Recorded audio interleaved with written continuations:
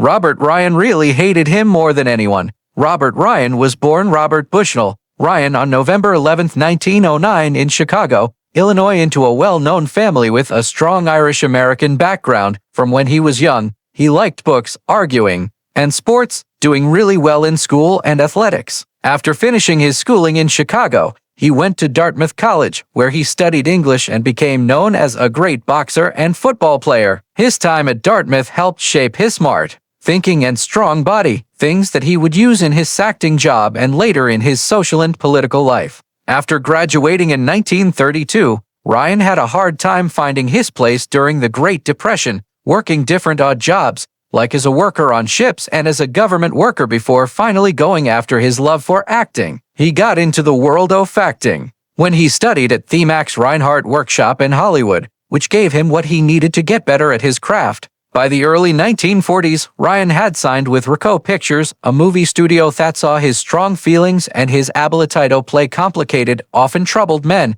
His first movie roles were small, but Ryan quickly stood out as an actor with great depth. His big break came with Crossfire, 1947, where he played a Mennonite Jewish person. The role got him an Academy Award nomination for Best Supporting Actor, and it showed his ability to become actors with deep mental problems, often men whose inner demons matched the problems of American society during and after World War II. Throughout the late 1940s and 1950s, Ryan became one of Hollywood's most respected actors, known for playing tough, morally mixed people. He was really good at roles that showed the darker sides of human nature, violent criminals, crooked leaders, bitter soldiers. Yet, he made them feel real, so they didn't become fake characters. Some of his best performances include The Setup, 1949, where he played an old boxer holding in desperately to his pride on dangerous ground. 1951, where he played a tough cop whose injuries slowly healed by love, and Bad Day at Black Rock,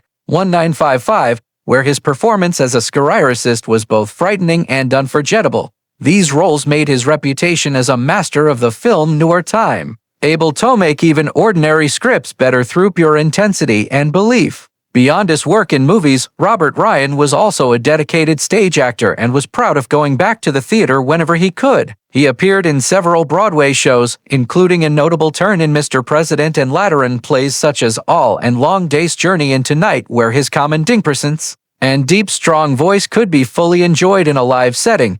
His dedication to the theater showed his belief in acting as both an art form and a duty to challenge audiences. In the later years of his career, Robert Ryan moved smoothly into older roles, often playing wise but tired authority figures, military officers, or men carrying regret. His appearances in movies such as The Professionals, 1966, The Dirty Dozen, 1967, The Wild Bunch, 1969, and Lawman, 1971 let him continue exploring themes of violence, right and wrong, and forgiveness in complicated characters. He stayed active in both stage and screen even as his health began to get worse. On March 11, 1939, Robert Ryan married Jessica later, a marriage that would last until her death in 1972 and play a big role in both his personal life and his bigger worldview. Jessica, who came from an educated and socially caring family, was not only his wife, but also his partner in smart activities, politics,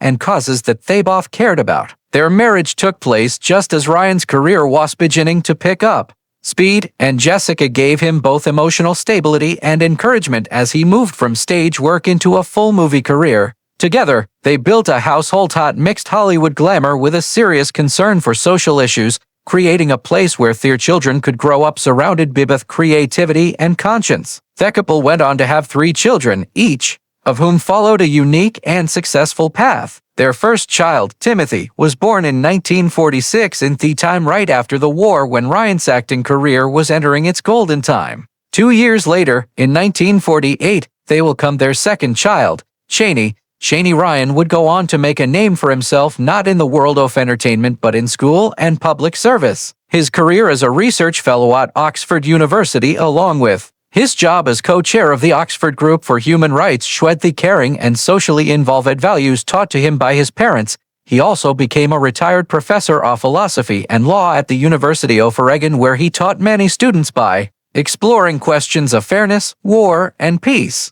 topics deeply connected with the moral questions his father often dealt with on screen. Their youngest child, Lisa, born in 1951, completed the family. And although she lived more privately than her brother Cheney, she too carried their legacy forward. As part of a family known not only for artistic talent, but also for smart and social contributions. The Ryans' choice of home was itself noteworthy and would later become a striking part of cultural history.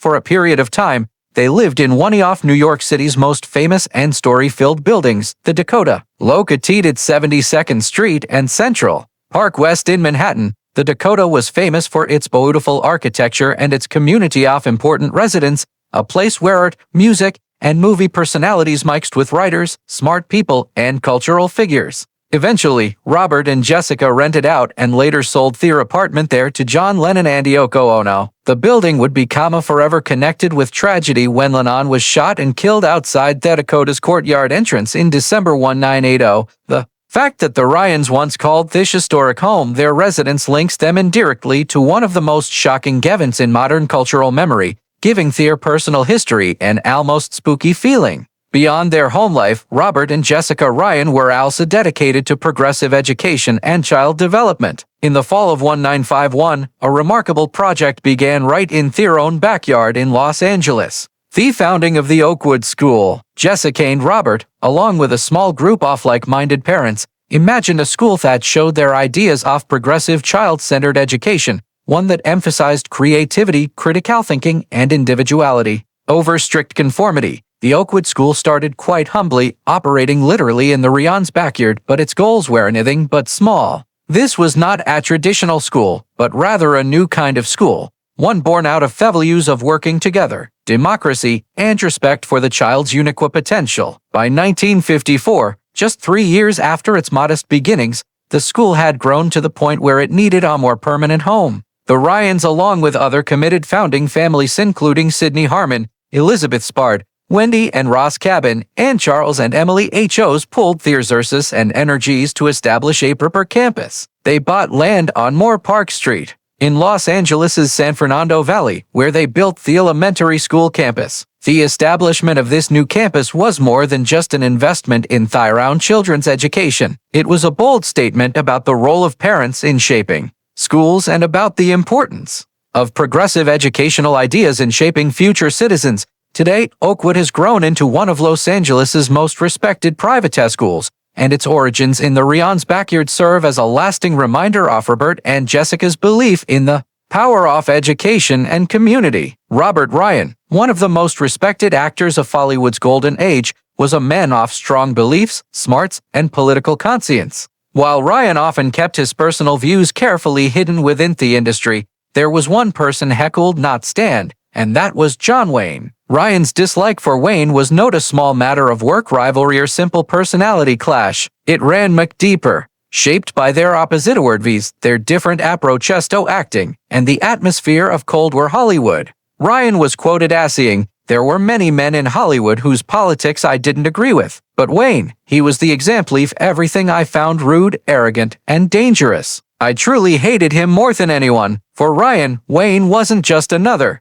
conservative voice. He was a symbol of loud patriotism and the kind of self-righteous showing off that Ryan found disgusting. Where Ryan valued nuance, thinking deeply, and quiet strength, Wayne represented to him an aggressive nationalism and maca posturing that felt hollow and destructive. Ryan explained, Wayne thought he was America itself, strutting around with that walk of his preaching about freedom while shouting down anyone who disagreed with him. That wasn't freedom to me. It was tyranny wrapped in a flag. This cut to the core of Ryan's hatred. Having served in the Marine Corps himself, Ryan knew the realities of war and sacrifice. He had seen young Mendy, and he understood the complexities of patriotism. For him, Wayne's on-screen heroism and off-screen political bluster were insults to those who had truly faced danger. What especially made Ryan angry was Wayne's involvement in the House Un-American Activities Committee era, where Wayne became a loud defender of rooting out supposed communists in Hollywood. Ryan, who leaned toward progressive and liberal causes, found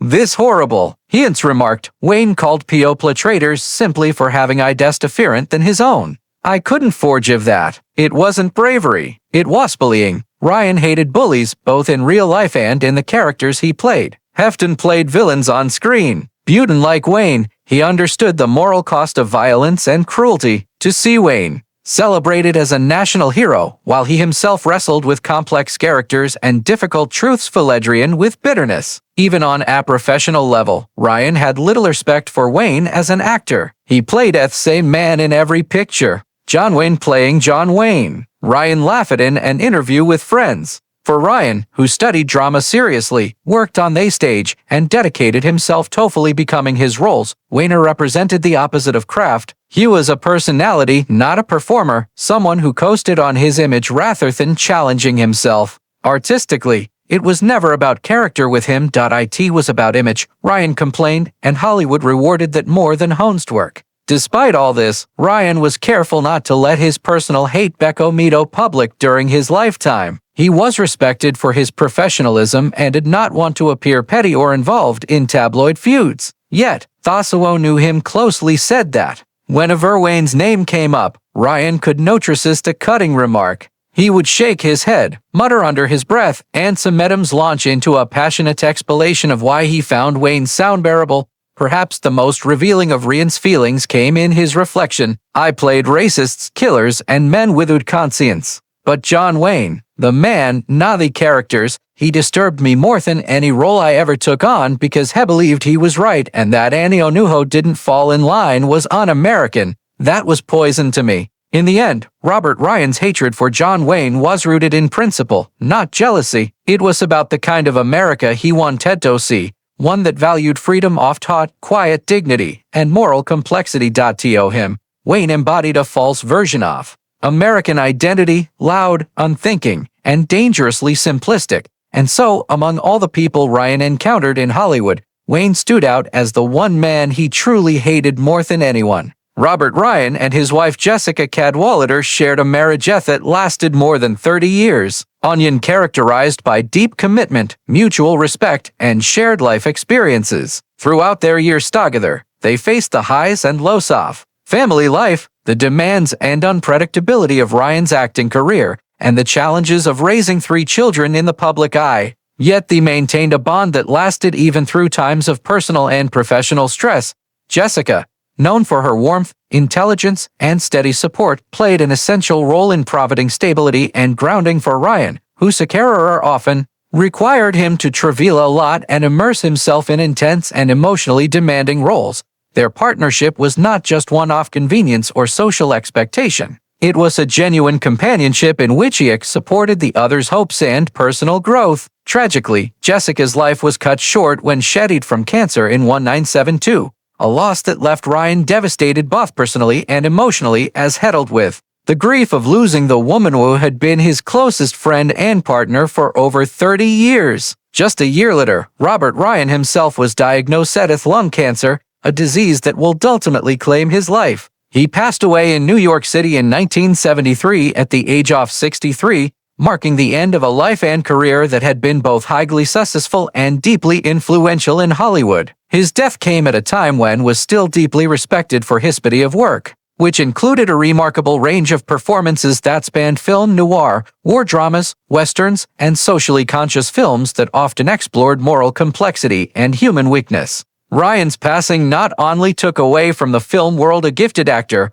but also left behind a legacy of dedication, integrity, and artistry that continued to inspire colleagues and audiences alike. In reflecting on his life, Ryan expressed a remarkable sense of gratitude and humility even in the face of terminal illness. Shortly before his death, he was quoted as saying, "I've been lucky as hell with my career and my family," a statement that shows both his awareness of the privileges he had enjoyed and the deep value he placed on personal relations over professional airs. This remark offers a glimpse into Ryan's character, revealing a man who, despite his success, never lost sight of the importance of human connection, love, and family. It speaks to the balance he maintained between professional ambition and personal fulfillment, a balance that not everyone achieves in life, and highlights the deep satisfaction he found in the people and experiences that truly mattered to him.